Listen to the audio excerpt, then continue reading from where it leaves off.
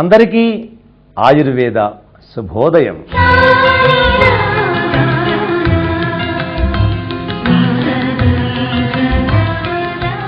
ప్రియమైన బిడ్డలారా, ఇంటికి దీపం ఇల్లాలుగా మా ప్రియమైన కూతుళ్ళు కోడళ్ళు తీర్చిదిద్దబడేంత వరకు మీకు అవసరమైనటువంటి చక్కని మార్గాలు చెబుతూనే ఉంటాం. మీరు విని తీరవలసిందే, చెప్పినట్లు మీరు ఆచరించవలసిందే. మన ఆయుర్వేద కుటుంబం ఆరోగ్య కుటుంబంగా మారి తీరవలసిందే. ఈరోజు థైరాయిడ్ సమస్య అనేక కోట్ల మందిని వేధిస్తూ ఉన్న సమస్య. అది బయటపడేంత వరకు తెలియదు. బయటపడేటప్పటికే 50% పైగా వ్యాధి అప్పటికే గొంతులో ముదిరిపోయి ఉంటుంది. ఇది విష్ణు గ్రంథి, నాభి బ్రహ్మగ్రంథి. ఇది విష్ణు గ్రంథి. ఇది విశుద్ధ చక్రము. ఆకాశము యొక్క అంశతో, ఆకాశ మహాభూతము యొక్క అంశతో ఇక్కడ ఇది ఏర్పడింది.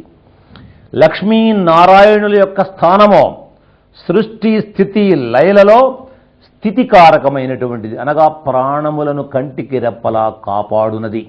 ఈ గొంతులో ఎలాంటి విష పదార్థాలు వేయకుండా పొద్దున్నే లేవగానే వేప చెట్టు యొక్క పుల్లతో పళ్ళు గనక తోముకుంటే అందులో ఉన్న ఔషధ గుణము గొంతులోకి చేరి ఎప్పటికీ గొంతులో ఉన్నటువంటి ఈ విష్ణు గ్రంథికి వ్యాధి రాకుండా కాపాడుతుంది. మనం అలా కాకుండా విదేశీ పద్ధతులలో పళ్ళు తోముకోవడం ఏనాడు ఈ దేశంలో మొదలైందో అప్పటి నుంచే ఈ గొంతులో థైరాయిడ్ అనేటువంటి రోగం ప్రారంభమైంది.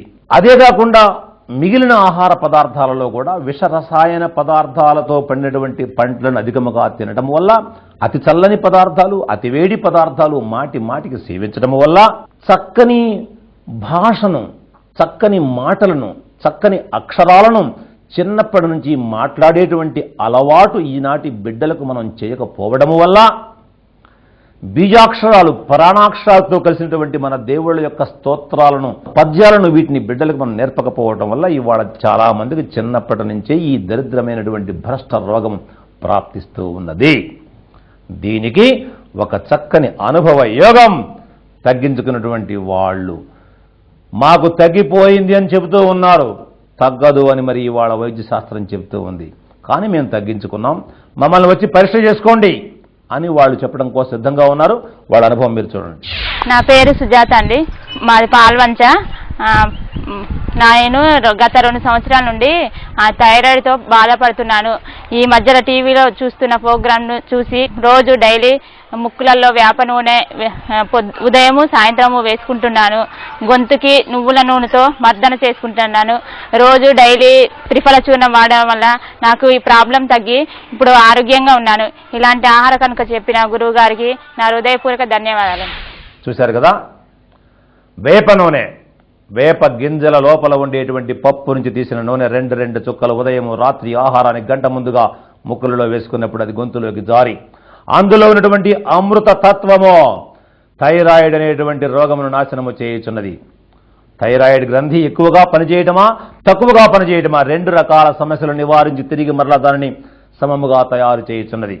థైరాయిడ్ ఎక్కువగా పనిచేస్తే ఇంతలా అయిపోతారు, పొట్టింత పొడుగు వచ్చేస్తుంది, ఆడపిల్లకు ఋతువు రాదు, మగవాడికి కిడ్నీలలో రాళ్ళు వచ్చేస్తాయి, మూత్రపిండాలలో.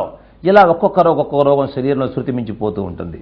అలా కాకుండా ఈ వేప నూనె ఇంత అద్భుతంగా పనిచేస్తుందని మా ప్రియమైన బిడ్డలు మీరు తెలుసుకోవాలి.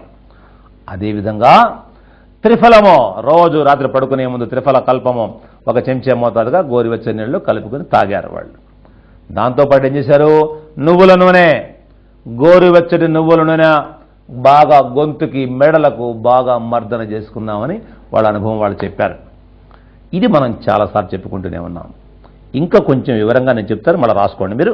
త్రిఫలాలు కరక్కాయ, తానికాయ, ఉసిరికాయ రాయండి. ఒక్కొక్కటి 100 గ్రాములు అనుకోండి. ఉదాహరణకు కరక్కాయ 100 గ్రాములు, తానికాయ 100 గ్రాములు, ఉసిరికాయ 100 గ్రాములు అనుకో.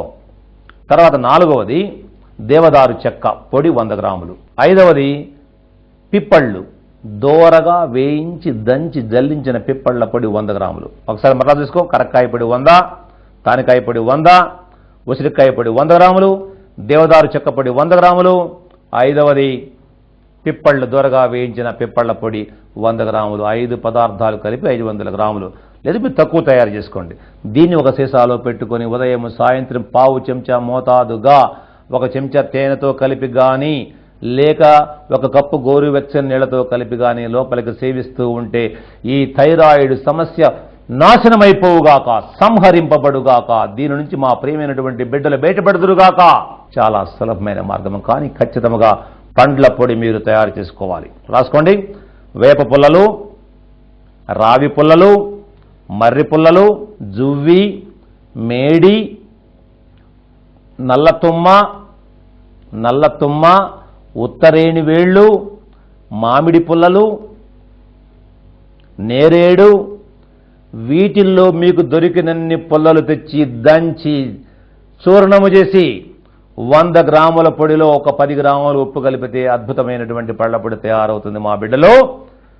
ఈ పళ్ళపొడితో మీరు పళ్ళు తోమండి. సర్వ వ్యాధి సంహారమో ఈ దంత చూర్ణము ద్వారా కలుగుగాక. చూడండి, ఇటు ముఖ్యంగా ప్రధానమైనటువంటి ముద్ర ఇది. చిటికన వేలు, ఉంగరం వేలు క్రిందికి మడిచి పైన బొటన వేలు పెట్టి ఇలా భంగిమలో కూర్చొని నిఠారుగా కూర్చొని బాగా నిండా గాలి పీల్చుకొని కళ్ళు మూసుకొని హంకారం చేయాలి. హం. చూడండి, ఇలా కళ్ళు మూసుకొని నిండా గాలి పీల్చుకొని హం